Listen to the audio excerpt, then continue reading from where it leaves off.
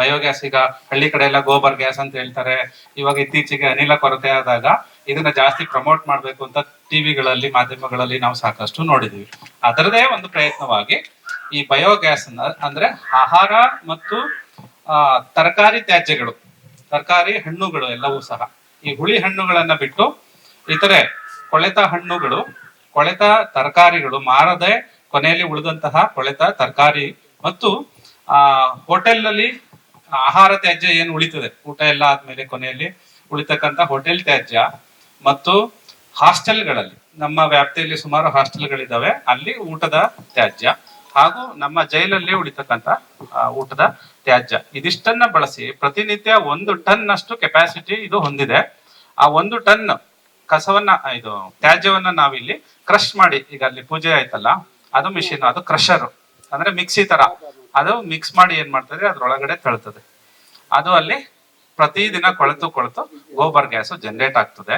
ಆ ಜನರೇಟ್ ಆದಂತಹ ಗ್ಯಾಸ್ ಅಲ್ಲಿ ಜನರೇಟರ್ ಅಲ್ಲಿ ನಮ್ಮ DG ಅಲ್ಲಿ ಸ್ಟೋರ್ ಆಗಿ ಎನರ್ಜಿ ಆಗಿ ಕರೆಂಟ್ ಆಗಿ ಕನ್ವರ್ಟ್ ಆಗ್ತದೆ. ಅದನ್ನ ನಾವ್ ಯಾವ್ದಕ್ ಬೇಕಾದ್ರೂ ಬಳಸ್ಬೋದು. CNG ವಾಹನಗಳಿಗಾದ್ರೂ ಬಳಸ್ಬೋದು, ಅಡುಗೆ ಅನಿಲಕ್ಕಾದ್ರೂ ಬಳಸ್ಬೋದು, ಅಥವಾ ಬೀದಿ ದೀಪ ನಿರ್ವಹಣೆಗಾದ್ರೂ ಬಳಸ್ಬೋದು. ಆ ಕೆಲಸ ಇವತ್ತು ಪೂರ್ಣ ಆಗಿ ಅದಕ್ಕೆ ಅಧ್ಯಕ್ಷರು ಮತ್ತು ಎಲ್ಲ ಸದಸ್ಯರು ಚಾಲನೆಯನ್ನ ಕೊಟ್ಟಿದ್ದಾರೆ. ಪ್ರತಿನಿತ್ಯ ಹೋಟೆಲ್ಗಳಿಂದ ಅಲ್ಲಿ ಕಸವನ್ನ ಅವರು ಸಂಗ್ರಹಣೆ ಮಾಡ್ತಾರೆ, ಆಹಾರ ತ್ಯಾಜ್ಯವನ್ನ ಸಂಗ್ರಹಣೆ ಮಾಡ್ತಾರೆ, ಅಲ್ಲಿಂದ ತರೋದು ನಮ್ಮ ಕೆಲಸ. ಪ್ರತಿಯೊಂದು ಹೋಟೆಲ್ ಇಂದ ಅದನ್ನ ತಂದು ಇಲ್ಲಿ ಕ್ರಶ್ ಮಾಡಿ ಅಲ್ಲಿ ತುಂಬಿದ್ರೆ ಅಷ್ಟು ಕೆಲಸ ಆಗ್ತದೆ. ಆ ಕೆಲಸಕ್ಕೆ ನಾವೊಂದು ಮೆಕ್ಯಾನಿಸಮ್ ಅನ್ನ ಸೆಟ್ ಮಾಡಿದೀವಿ. ಇಡೀ ಊರೆಲ್ಲ ಹುಡುಕಿ ಸಗಣಿಯನ್ನ ತಂದು ವಿಜಯ್ ಕುಮಾರ್ ಮತ್ತು ಅವರ ಸಿಬ್ಬಂದಿಗಳು ತಂದು ಹಾಕಿದ್ದಾರೆ.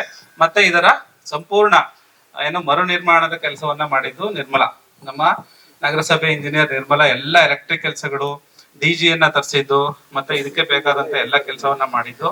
ಮತ್ತೆ ಇದರ ಎಕ್ಸ್ಪರ್ಟ್, ಬಯೋಗ್ಯಾಸ್ ಎಕ್ಸ್ಪರ್ಟ್ ಒಬ್ರು ಜೋಶಿ ಅವರು, ನಾವು ಇದಕ್ಕೆ ಖರ್ಚು ಮಾಡಿರೋದು ಇದುವರೆಗೆ 4.5 ಲಕ್ಷ ರೂಪಾಯಿ ಮಾತ್ರ.